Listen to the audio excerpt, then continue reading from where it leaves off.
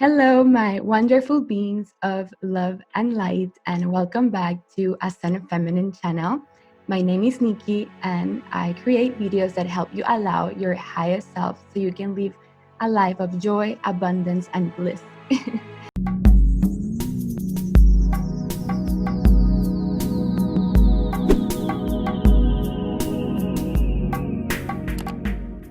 Today we have something a bit different. We have a special guest. His name is Aaron Apke. I found him on YouTube searching for videos of the Law of One. And if you don't know, the Law of One is just amazing channeled material from these beings, Ra, that exist in the sixth density of consciousness. And it's just so wonderful that he was able to explain it in just 20 minutes. I was just trying to see how can I explain the universe in a video. And he's like, in 20 minutes, he was able to express everything that these beings channeled for the ascension of humanity and allowing enlightenment on Earth. So we have him here, and welcome, Aaron. Thank you so much for your presence. What brought you into this path of ascension or enlightenment? Thank you so much for having me, Nikki. It's a pleasure to be here. What brought me to my path of enlightenment, you asked? Yeah, spirituality, awakening. Yes. Well, if I had to summarize, I would say that I grew up very spiritual. Most would consider it religious because I grew up as a pastor's kid. My dad was the pastor of a large evangelical church in the Silicon Valley. But when I look back at, my faith growing up, I was very much spiritual because Jesus for me was not just like a belief system or a safety net or something, but like I connected with Christ every day. Jesus was my best friend. He was the light that guided me through every experience. And there's many Christians who are like that, right? But so for me, it was always very genuine, and I had a deep love for the divine that I connected with through Christ. And it was actually my love for Christ that brought me out of my religion of Christianity. I actually have a vlog called Why I Left Christianity for Jesus, because the Jesus that was being represented to me in the church I was working as a pastor, was just the opposite of the Jesus I knew in my heart and the God that I experienced through Jesus. So I left the dogmas and religion behind and kind of just started my own path of seeking. And, I had a pretty profound kind of awakening experience at 27, which led me eventually to texts like the Course in Miracles and then, of course, the Law of One. That's wonderful. Thank you so much for sharing. And I feel it's really interesting about your path that you started as a pastor and Christianity, and just it can help so many beings to just make that switch into what actually spirituality is and what God consciousness is. So what is that for you, changing into from being into church for more expansive concepts like ACIM, A Course in Miracles? Yeah, great question. If I had to summarize it down to one thing, I think the biggest game-changing difference for me, moving out of religion and into whatever we classify as spirituality, was this radical shift from duality to oneness. A shift in perception. That was the part of my religion that I always didn't resonate with and didn't enjoy. This idea that I'm separate from God. I'm down here, he's up there, and I've got to please him and follow his rule set and all that. And when I would read the words of Christ, I had no clue what he was talking about. It didn't make sense to me. It wasn't being taught in my church, obviously, but something about the words of Christ just made me come alive inside. I and the Father are one. When you have seen me, you have seen the Father. With other people, when you did not do it to the least of these, you did not do it to me. And I didn't know what that meant, but something sparked in me. And when I came out of Christianity and started listening to, Alan Watts and Eckhart Tolle, and they started talking about these concepts of like, you don't exist, there's only God. And I'm like, what? Trip my circuits. What are you talking about? But I wanted to know what they were talking about. And so just with all of my heart and soul, I sought to understand this truth of oneness. And, just like the Bible says, when you seek me, you will find me when you seek me with all of your heart. And so, after my kind of awakening experience, I was like working as a full-time fitness model in San Francisco, a bodybuilder. I was, my Instagram was all fitness related, shirtless pictures. And like overnight, I was just so uninterested in that side of myself. And, I was always heavily into philosophy and spirituality, but the part of me I wanted to show the world for validation was the fitness side of me. Yes. And that just dropped away overnight.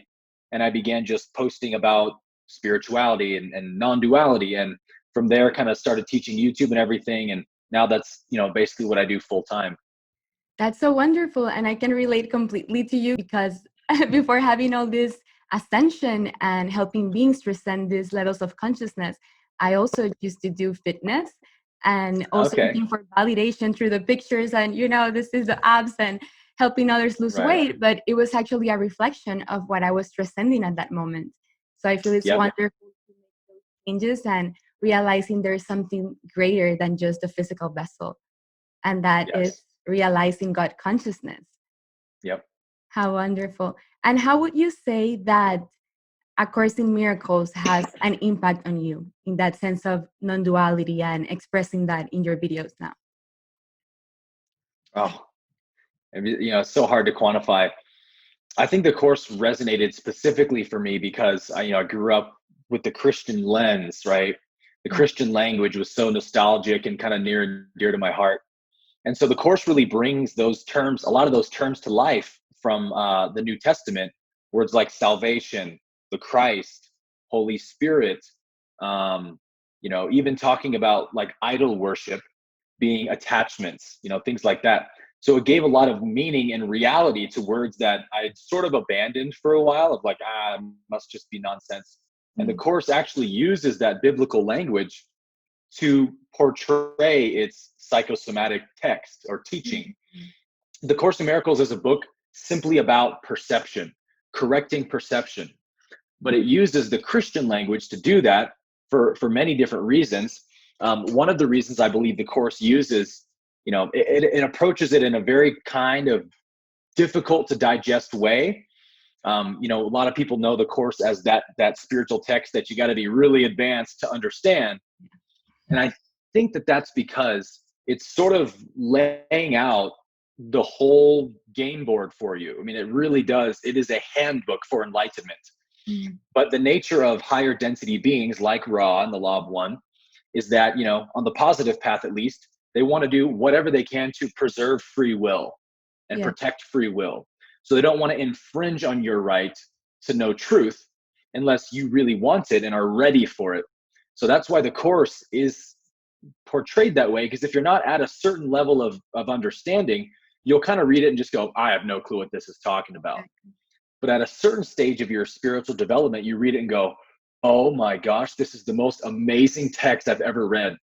So the course just kind of came to life for me in that way. And I think more than anything, it taught me the unbelievable power of forgiveness as the path to enlightenment, which, there's really no other text that I know of that teaches the path to enlightenment through forgiveness.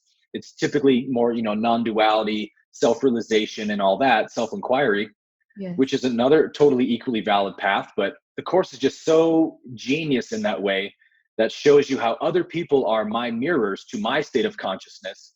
And Yes. until I see them with perfect love and perfect oneness, I still require healing myself. I completely love that. And I see it the same way. And you said something interesting about the course that it's not that God's separate from you. I see it more as codes. Like they use words as salvation and forgiveness for you to realize that you are the one infinite creator. And you also relate it to Ra, which is also cool because I do the same thing. And Mhm. it's that other beings are just projections of your consciousness and they are mirroring back to you your own distortions and they're just catalysts for you to learn lessons and transcend into higher levels. So it's beautiful when we're able to use the course and also what Ra brings to us to just understand that it's all a game of consciousness. Would you say you also see it that way as a game of learning lessons and seeing yourself in other beings? Yeah, 100,000%. I teach mostly from Law of One and the Course in Miracles simply because, like, I'm just endlessly amazed at what perfect dance partners they are, Mhm. in the sense that, the Law of One, the raw material, sort of tells us what we need to do to ascend to fourth density, and the course shows you how to do it. So it's like one is the map and the other is the what do you call it, the person who leads you through the actual map, right, the guide or whatever. So yeah, it's an amazing synchronicity to read a lot of these channeled works, even the Seth material, Dolores Cannon, and from those certain texts that you read that we all kind of have this reverence towards of like, wow, this is definitely from a higher level of consciousness, and they're all saying the same stuff with a bit of different language, but the truth is unanimous across the board. Yes. Why would that truth be for you? What would that truth be? Yes. The truth of oneness, right? There's only one, and you are that, and I am that. Yes, just love light awareness. That's wonderful. And you mentioned about ascending into a four density consciousness. But do you believe we can achieve or allow these states of five density, six density, seven, or even oneness within ourselves? Yeah, absolutely. I mean, the way that the raw material lays it out is that the densities are sort of like stages in the soul's evolution. But many of us here today are likely wanderers from higher densities, sixth, fifth, or fourth. And so a lot of us are bringing that vibration, a fifth density vibration or a sixth, to this now fourth density planet. And so, Mhm. like, the lessons of those densities are always available, but we do have to, we have to follow the steps, right? So there's no skipping steps in your evolution. So, like, until you really have integrated and embodied and understood the lessons of fourth density, you can try to understand fifth density, but it's not going to make any sense to you or be very accessible to you. So that's kind of part of the journey of every unique individual, of figuring out through the life lessons that are coming at you in this game we're playing, of what's being asked of me to learn in this incarnation. And if those lessons are love, it'll be very obvious, because the universe will bring you experiences that demand you to forgive and to love people, right? That's wonderful. Yes. And mainly those are the lessons of four density, love and understanding. And I see five density as being of light and wisdom, and six density being unity. And those are the ones that I love on knowing more about. What would you say is the main difference between fifth density and the sixth density in your understanding?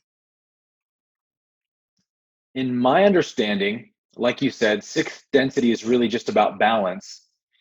So, like in fourth density, you kind of swing really far to we could say, the feminine end of the spectrum of just blind, unconditional love, right?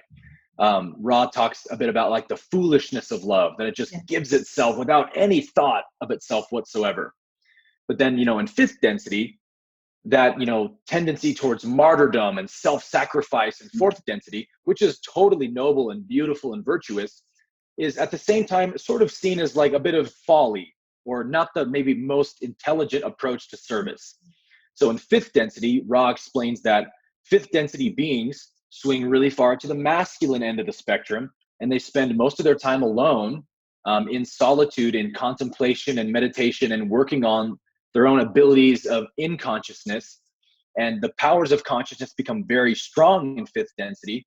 But then in sixth density, you have to kind of swing back a bit towards the feminine and find that middle ground where you achieve a perfect balance of love and wisdom. And, the sixth density is the second to longest density, I believe. Mhm. So, that balancing um, practice is apparently takes a long time to master, because those two polarities are always kind of demanding of one another. You know what I mean? Yes, completely. And I never saw it that way of usually balancing completely the sixth density, the love and wisdom. I just saw it more as like you're just already so much high consciousness that you can do just nothing and be by yourself and anchor the codes and bring them into earth. But you say that's more of fifth density. And then Yes. the balance is when you're in sixth density completely, that you master that love and wisdom and you know how much to give, not to overly give of yourself, and also wise enough to be of service, but also staying in your center. So kind of like Right. being like the monk, but also playing giving to others. Would you say it's like that? Yes. Yeah, you could say like a combination between Yeah. Mother Teresa and Ramana Maharshi or something, right? Oh wow, yes. Mm. But also in terms of sixth density, in achieving that balance, Ra explains that what the sixth density soul does is it sort of turns back in time and serves as a guide to all of its previous incarnations. and that's what we call the higher self.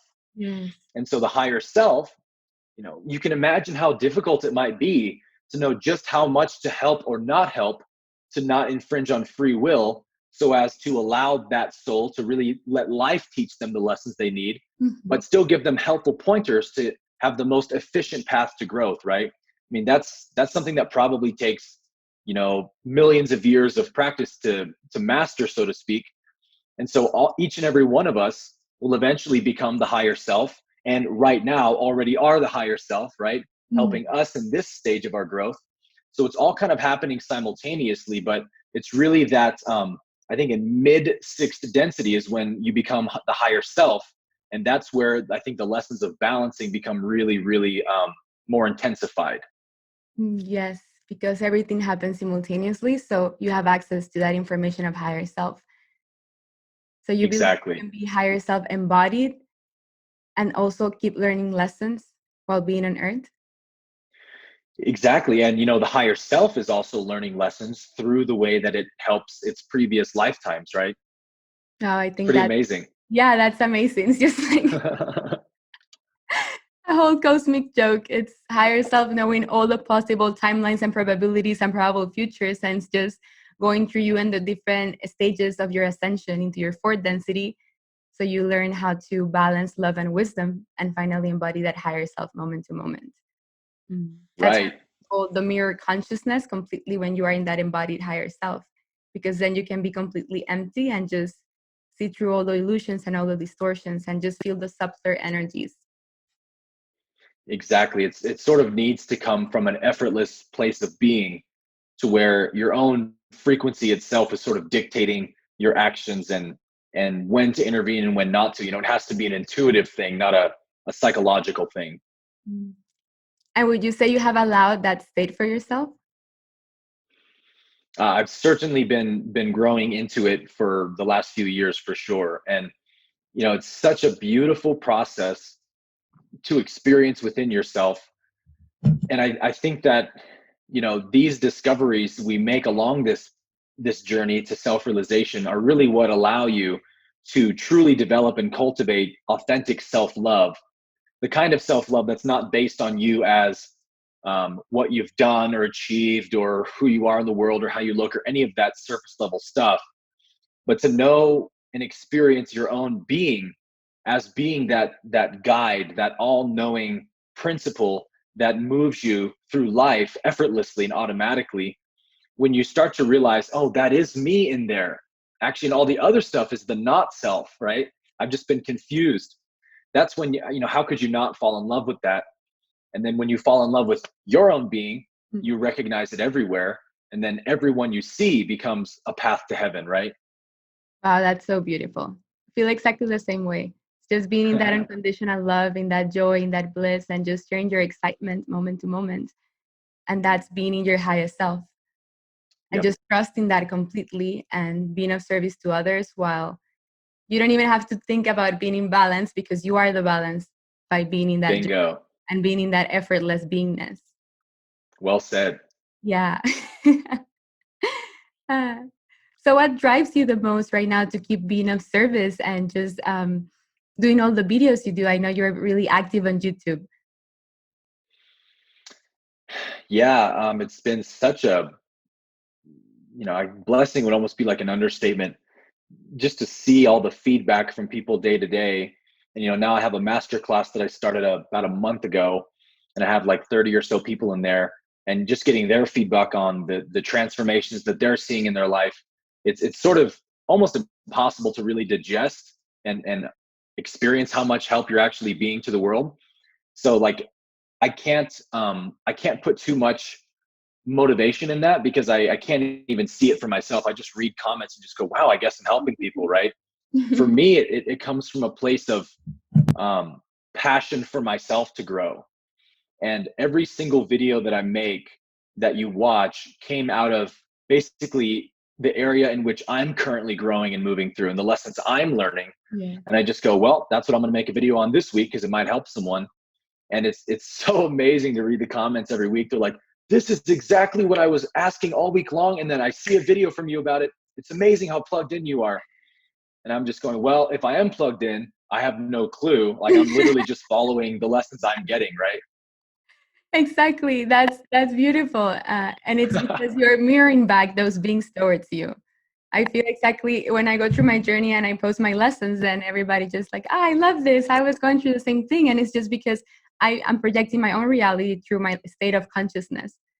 So it's just Yep. that empowerment, in that knowingness, in that self-realization that you are that God consciousness, you are that unconditional love, you are that forgiveness, you are that light, you are everything. And then you just share that, And then you're just, in the flow. yes, you're in the flow of beingness, and then you share that with everyone, and everyone is just you anyway. So it's just like, Right. So what helps you helps them, right? yeah, it's just like a hologram projection. Hmm. No, I totally agree. Do you agree Very well with me? stated. Yeah. Hmm. So you believe that enlightenment is something that you must reach, or is a state that you just remember and embody moment to moment? Yeah, I mean, you can phrase it different ways, and depending on where somebody is in their journey, it might be helpful or not helpful. But to me, I started out very much seeing enlightenment as a stage that you reach or attain. Mhm. And even though teachers would say it's not, I would just go, yeah, but it is though. Like I didn't really believe it. But I understand now more of what they mean when they say that. And that's very much how I experience it. The Course in Miracles says, enlightenment is not a learning, but an unlearning. Mm. And that's really all it is you're just continually observing and seeing all the parts of you that are not real, that aren't actually you, that aren't original to you, and just going, oh, not interested. And as you begin to peel those layers off, you just see that there's just this sense of pure being within you that's so still and perfect and doesn't want anything, doesn't need anything but to love. And you just fall in love with that part of you. And at a certain point, and not a very late point in the journey. I mean, for me, it was like a year or so of just really intense devotion. It becomes just like an automatic thing. Like you're on a roller coaster ride. You're just sitting there watching it happen. Yeah. The reality of the person and the ego and the old beliefs just stop making sense. It feels genuinely dishonest and untrue to say that I am this person with this story. And you see it all as the illusion that it is, and just the seeing of it is what makes that process of self-realization happen. So eventually you realize, yeah, there is no stage called enlightenment that somebody attains. What we call enlightenment is just sort of like you said, the remembrance of what has always been the case. Yes. Yes. Such a beautiful analogy of the roller coaster. Just being there, sitting down, and you see everything passing Strapped in. by. You're unmoved, you're untouched because you're forever free and forever blissful.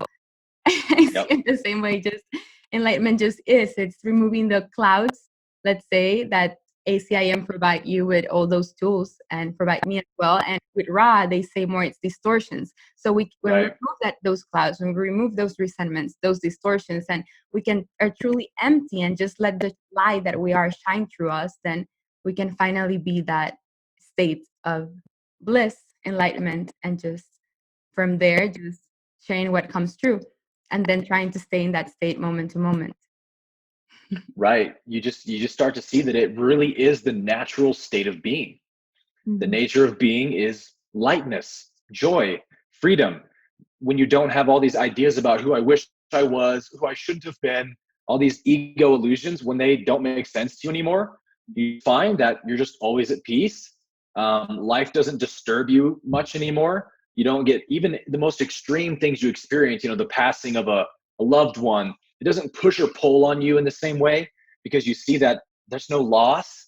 That person was just me in another body, and Mm. they can't be separate from me. I can connect with them in my heart right now. So I'm actually happy for them that they've transitioned, and it's a celebration rather than a mourning. I mean, everything just becomes so balanced, and you realize, like, yeah, this is the most common sense thing you could imagine. If there is just one being, one intelligence in the universe knowing itself, why would it want to create misery for itself? It doesn't. It just wants to know itself in its own love, joy, and abundance. And the nature is that in order to know itself that way, it has to experience the contrast of what Yes. it's not like. And that's all that suffering is the contrast the source needs. to know, oh, so that's why I'm love. Oh, Yeah, that's why I am peace.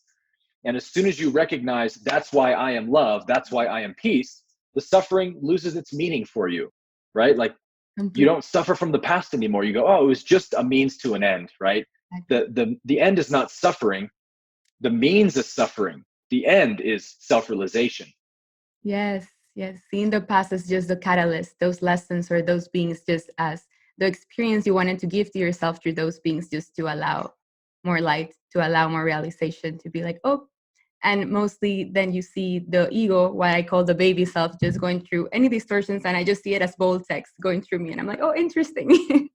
But it's Right, just, exactly. I can never be me, can never identify with what I am, because what is I, anyways? Exactly.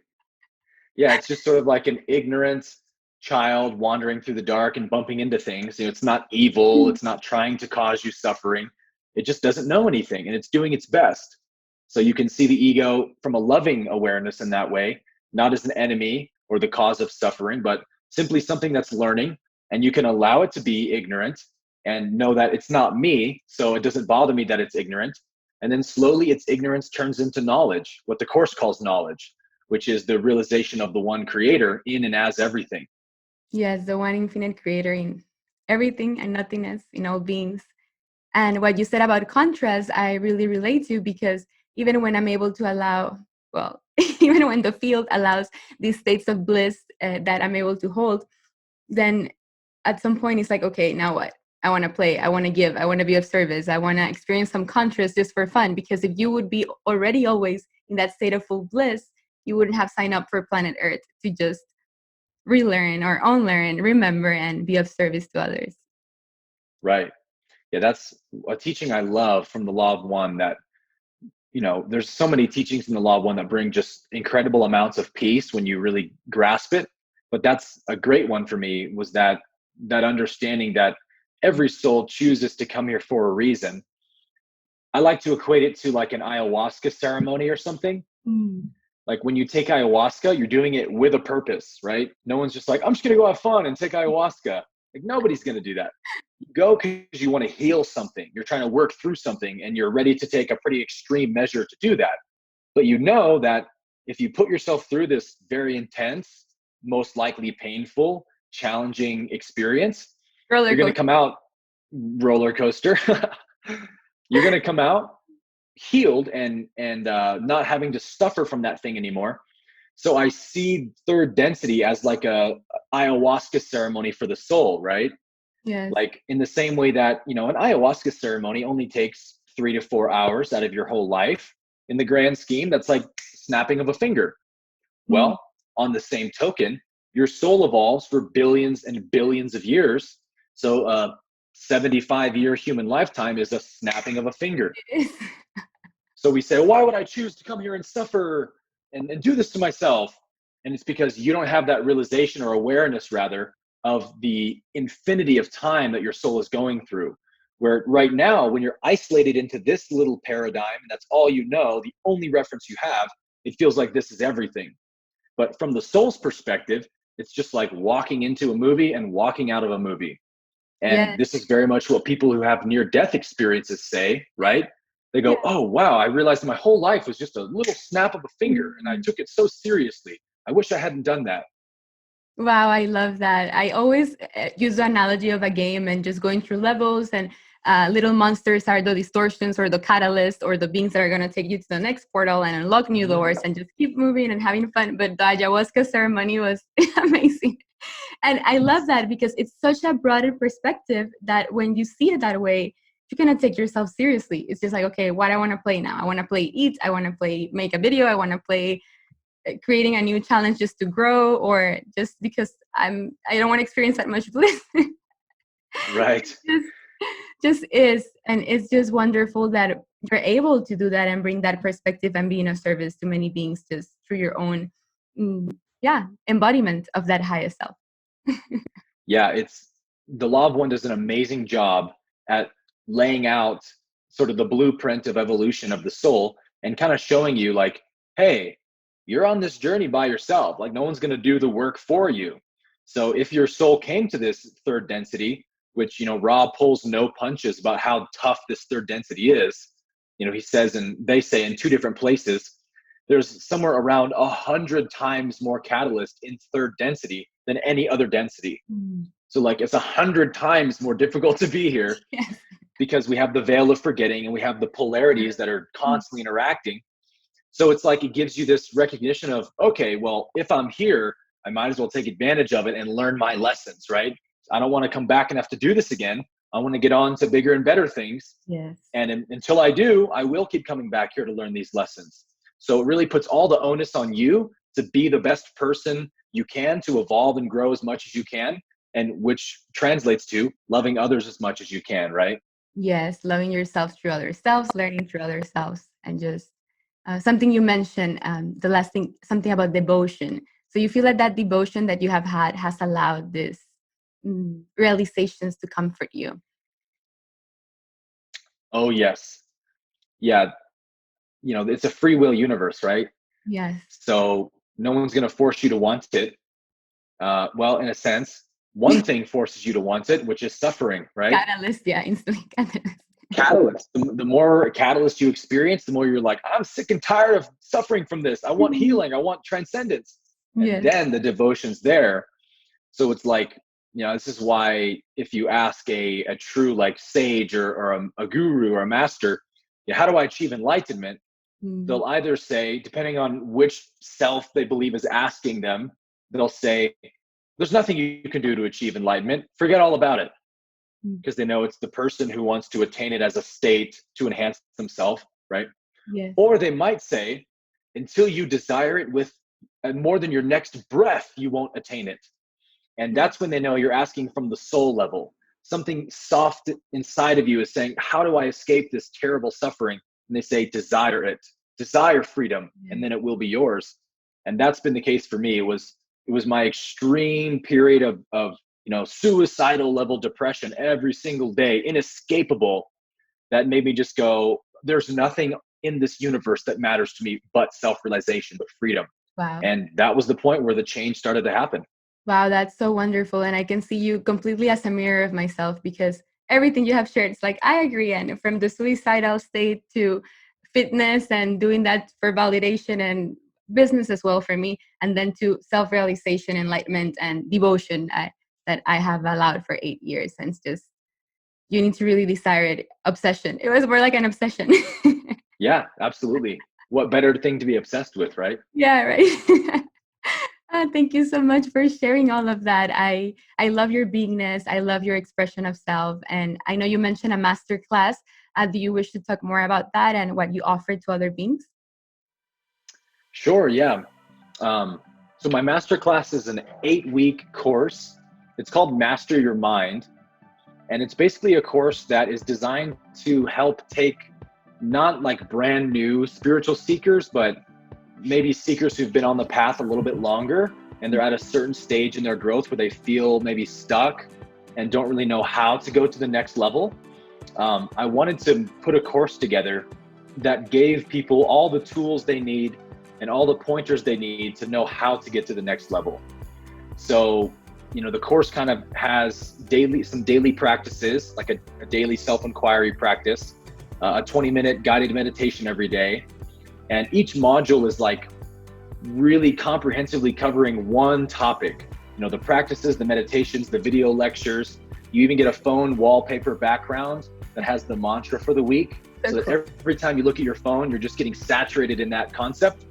And then the next module kind of builds upon that. And so, yeah, the results have been really amazing so far, and it's been a lot of fun. And I look forward to just continuing to enroll people in it and seeing more and more transformations. That's wonderful. Thank you so much for your service. And well, I'll post some links in the description so you can find Aaron's channel and his course as well. Sounds great. Thank you so much. So again, thank you so much for your presence. Thank you for sharing your wonderful wisdom and unconditional love. I see you as a true embodiment of both. So it was such an honor to have you here. And yes, thank you so much, all of you lovely beings, for watching. We'll see you in our next inspiration. Thank you, Nikki. It's been a pleasure.